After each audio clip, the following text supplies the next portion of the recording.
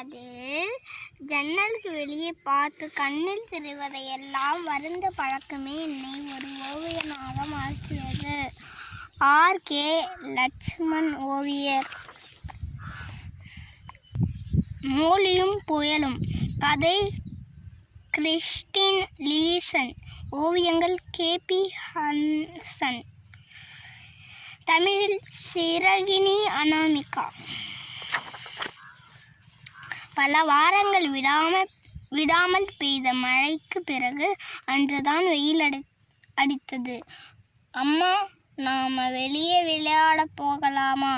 இதமான சூரிய ஒளியில் நடனம் ஆடியபடி மொழி கேட்டாள். நிச்சயமா மழை இன்னும் பெய்யும். அதனால் நீ வானிலை மீது கவனம் வச்சு விளையாடு என்று அம்மா எலி சொன்னார்.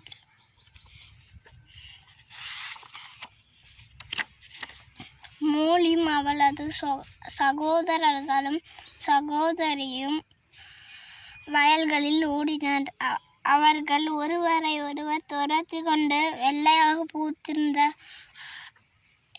ஹார்த்தார்ன் பெர்ரி மரங்களை சுற்றி ஓடினர்.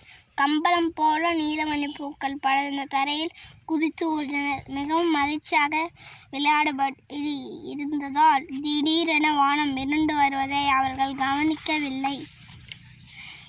ஒரு பெரிய மழைத்துளி மோலியின் மூக்கில் விழுந்தது. பிளப்! பிறகு மற்றொன்று.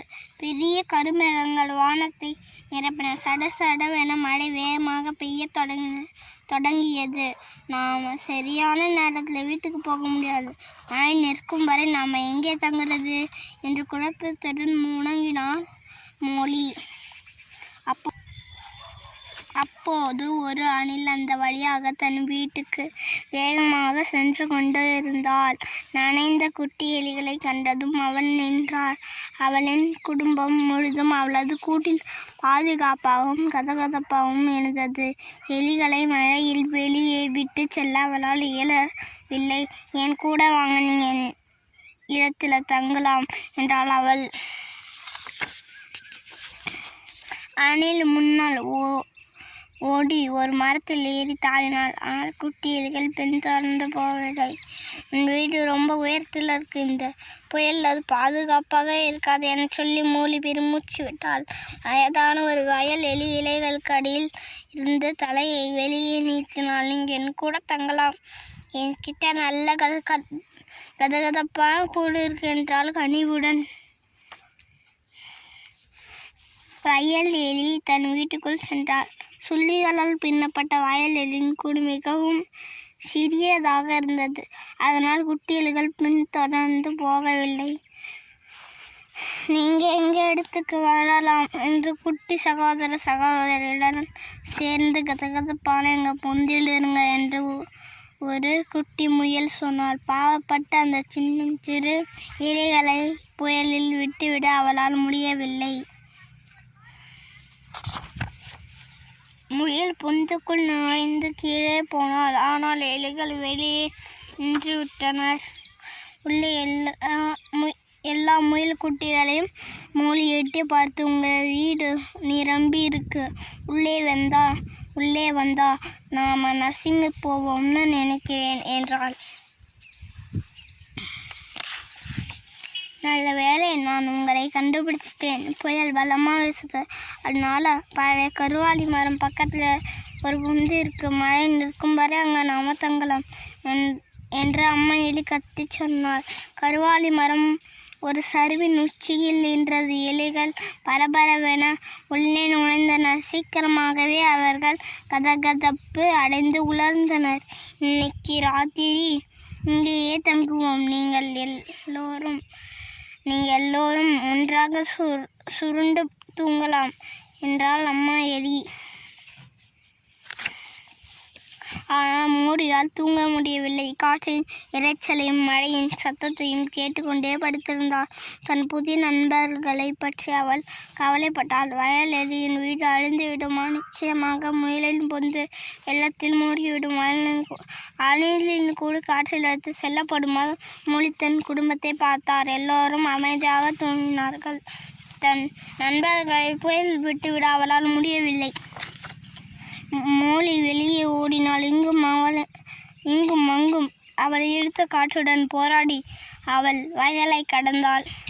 அங்கு காற்றில் ஆடும் ஒரு மரத்தில் அணில் இருந்தது. நீங்க என் கூட வரணும், சரியான தங்குமிடம் படிச்சிருக்கு என்று மோலி சொன்னாள். அப்போது வயதான வயலெலி களைத்து போய் படுத்திருந்த நிலையில் புல்வெளி இருந்து எழுந்தது. நானும் வரலாமா என்று அவள் கேட்டாள். நிச்சயமாக என மோலி சொன்னாள்.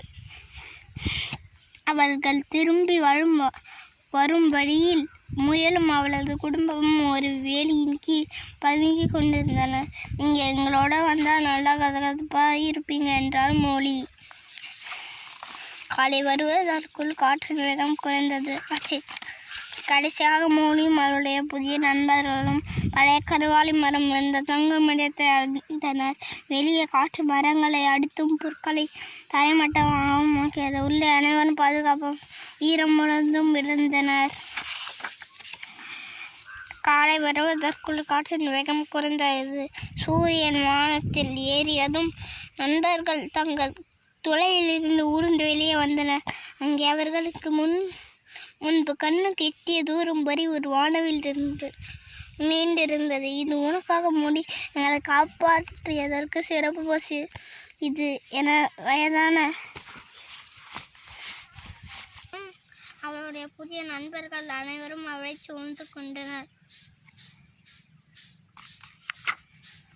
வெள்ளை புடவை ஒன்று விழுந்து பறத்தல் போன்று வெள்ளை நிறத்தி நோடு விரைய மரபி காடு வெள்ளி பாலும் தழுவி வெப்ப தாழை உருகி துள்ளி பாயல் போன்று தோன்ற மரபி நன்று மரத்தின் மேலும் கீழும் மலையிலிருந்தும் விடும் குரங்கு போல அருவி உதித்து புரளும் பெருகி.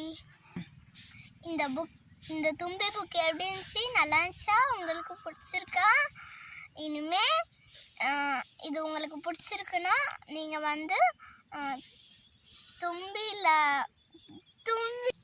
இதே மாதிரி தும்பியில் சந்தை கட்டி வாங்குங்க. எல்லாருக்கும் பரிசு கொடுங்க.